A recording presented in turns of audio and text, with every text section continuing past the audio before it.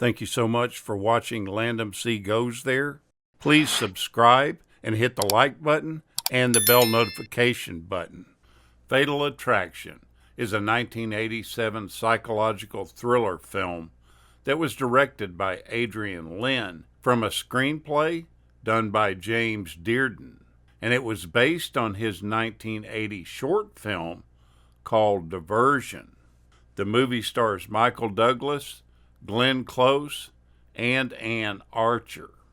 The storyline goes that for Dan Gallagher, played by Michael Douglas, life is really good. He's on the rise at his New York law firm. He's happily married to his wife, Beth, played by Ann Archer.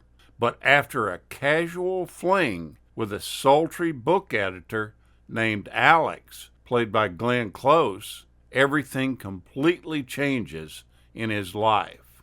Jilted by Dan, Alex becomes unstable, her behavior escalating from aggressive pursuit to obsessive stalking.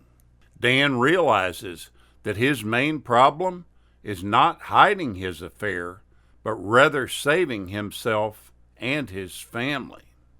In 1980, the movie's screenwriter, James Dearden, wrote and directed that short film that was called Diversion.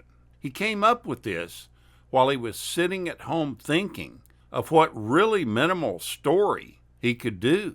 His wife was out of town for the weekend, and he thought, what would happen if a man who had just dropped his wife off at the railroad station picks up the phone and calls this girl that he met at a party and asks her, would you like to have dinner? This developed into something that is basically a little fable about the perils of adultery. It's something that men and women get away with 99% of the time. And the writer thought, what if he explored that one time out of 100 where it goes completely wrong?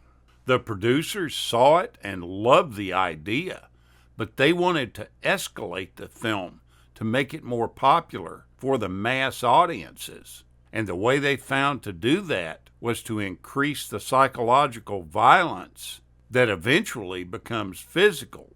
By the time that the film came around, Glenn Close, who was a 3-time Oscar nominee, had never been asked to play a sexy role. She was viewed as the person that you would least expect to have this passion and irrational obsession. And when she and Michael Douglas tested for the role, an extraordinary erotic transformation took place. She became this tragic, bewildering mix of sexuality and rage.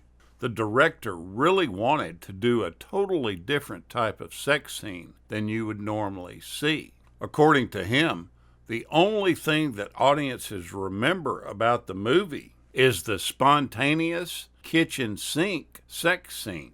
They seem to have forgotten about Glenn Close putting acid on the car, or even the last 10 minutes when they are flailing around the bathroom. What they really remember is Michael and her over the kitchen sink early on, which was like 30 seconds of film. After it was all said and done, he achieved what he was looking for, a scene that wasn't your typical one in a sexual situation. 2 endings for the film were shot. The first had Alex planting Dan's fingerprints on a knife and then killing herself while Madame Butterfly played in the background. Test audiences felt unsatisfied with this version, so Paramount decided to reshoot the ending and make it more violent. They had Dan's wife, Beth, played by Ann Archer, who was the only untainted character, shockingly shoot and kill Alex as a statement on preserving the American family. In probably the most disturbing scene in the film, Alex boils Dan's kid's pet bunny. This led to the rise of a new phrase that's called bunny boiler, and it became part of the Urban Dictionary. It's used to describe a relationship breakup where the person wants some kind of revenge especially an obsessive and dangerous female in pursuit of a lover who has spurned her.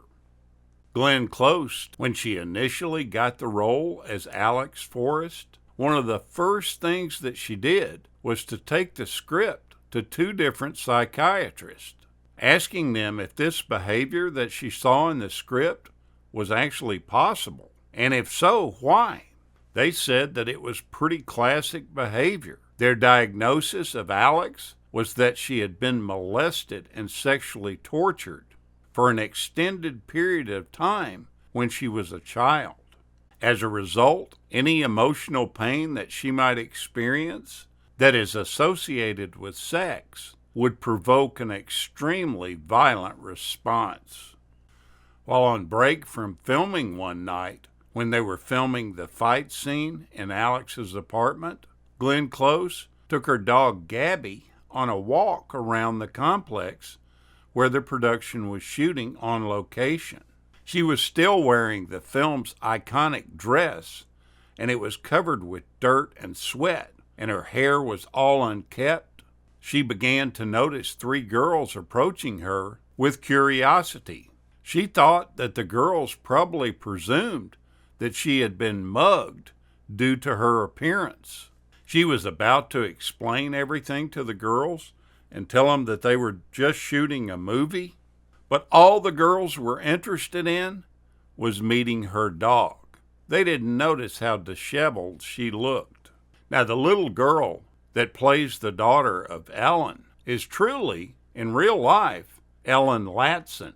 Now, you would probably also remember her as the little girl in Christmas Vacation named Ruby Sue.